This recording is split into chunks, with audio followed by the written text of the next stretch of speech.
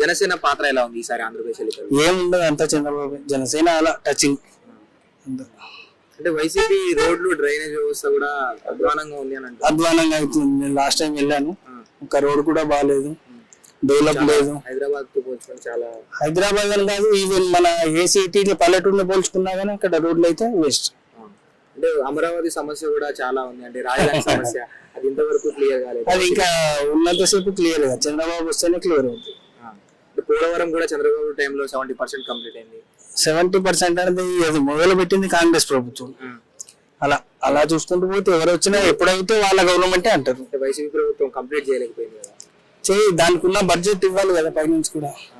అలా అంటే జగన్ గారు ఎప్పటి నుంచి 4 రాజధానులు 3 రాజధానులు తనకున్న మెంటాలిటీ అలా ఉంది మరి. కానీ ఏం ఆలోచించి చేస్తున్నాడు కదా, తప్పలేం. మరి ఏం చేస్తాడో చూడాలి. వైసీపీ ప్రభుత్వంలో చాలా విమర్శలు వచ్చాయి, అక్కడ ఎవరికి రాని విమర్శలు ఆయనకు వచ్చినాయి. చేస్తారు, అపోజిషన్ అంటేనే అది కదా.